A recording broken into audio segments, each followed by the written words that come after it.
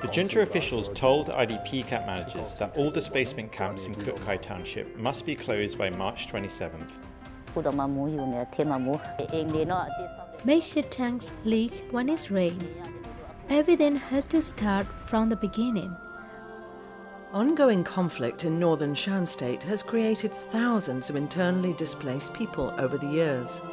But although the fighting has only increased since the coup, some IDPs are being forced to leave the camps and fend for themselves in unsafe conditions. Hello and welcome to Doh Athan, a weekly podcast that brings you human rights stories from Myanmar. It's brought to you by Fondation Hirondelle.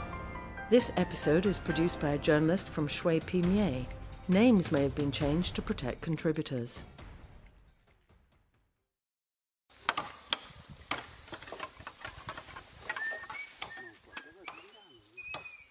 The villagers of Manglone are cutting bamboo to build a new church, so they have somewhere to worship. In fact, they need to build a whole new village.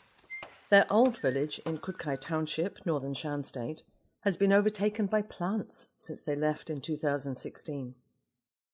The villagers were displaced at that time by the fighting between the Myanmar military and Kachin Independence Army, KIA. They fled to the KBC-2 IDP camp near downtown Kut Kai, run by the Kachin Baptist Convention. There they joined others living in cramped rooms. Some families of 10 or more had to crowd into spaces as small as 10 square feet. But even that was comfortable compared to how they are living now. As I live in the makeshift tent, I have to cover myself with a blanket during the night. Makeshift tanks leak when it's rain. Everything has to start from the beginning. I live in a tent without doors. This is Doh Athan. She has 4 children. They're all living in a leaky hut. Like the other villagers from Manglone, they were forced to leave the IDP camp in Kut Kai last month and return home. The junta issued a statement in the first week of September 2022, saying that all IDP camps in northern Shan State must close by the end of October. They did not give a reason. Local aid worker Ujar says the Township General Administration Department office then summoned camp officials at least 4 times after that and kept insisting that they abolish the displacement camps. The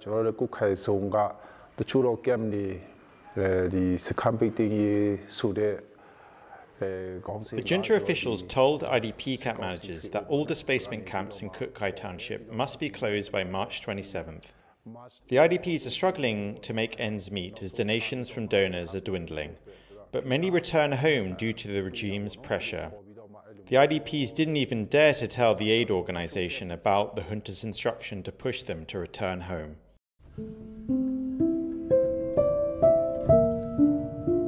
The Manglone villagers didn't want to put aid organisations in the difficult position of forcing them from the camp, so they left. But they couldn't just return to their homes. Not only had plants overrun most of the houses, but there's also a big risk from possible explosive remnants of war, or ERWs, as Doh Athan from the village committee explains. Before we left our homes, Myanmar soldiers often visited our village and planted landmines near the village and the surrounding area. Explosive remnants of war, ERWs, may remain in the village as clashes broke out near the village. We dared not return to our old village because our lives could be in danger. The old village also didn't have all-season road access. So the IDPs decided to set up camp in an area next to the main road, about a mile away from the old village. There are about 190 people there. The villagers say it's not an ideal place because it's located on a hill, but they can all live together and it's close to the road. However, they're still not far from conflict. When Doh Athan visited the village, fighting was going on about 6 miles away. The junta forced the IDPs to return home, but didn't provide any assistance, cash or otherwise, to help them resettle. The IDPs are cutting down bamboo to build makeshift tents or basic huts in the new location. But the bamboo is quite far away, so they have to rent a tractor to bring it back. Doh Athan says this means she and others are running into debt.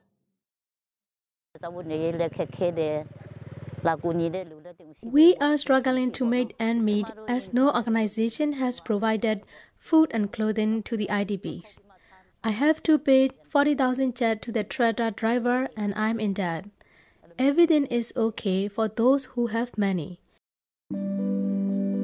At the KBC2 camp, the World Food Programme supported IDPs with money for food.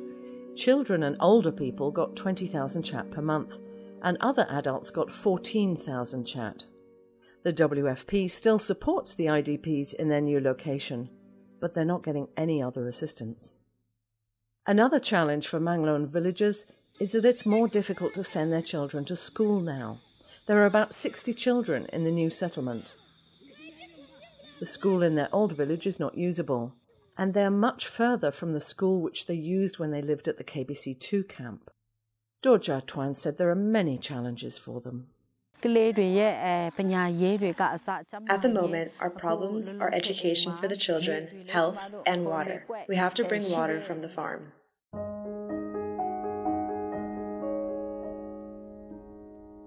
At the KBC2 camp, many villagers were selling vegetables to make a living.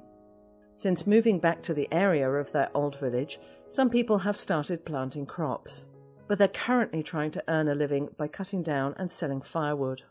These IDPs are not alone in their predicament. The military junta has ordered the closure of long-established IDP camps in other parts of the country, including Kachin, Chin and Rakhine states. The Manglone villagers are among the first in northern Shan state to try returning home, but they are struggling with little help. And with the rainy season coming soon, the situation is becoming urgent, as Doh Athan says.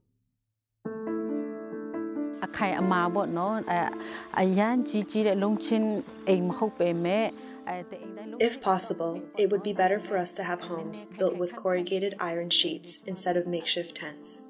We are rebuilding a new village, so we have many requirements. We would like to ask donors to give us advice and help as much as they can.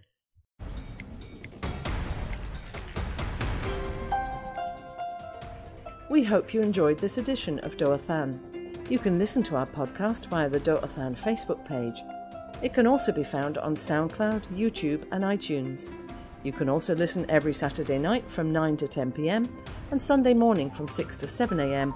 on Voice of America Radio. The project to support human rights reporting is delivered by Fondation Hirondelle and it's made with the support of our donors.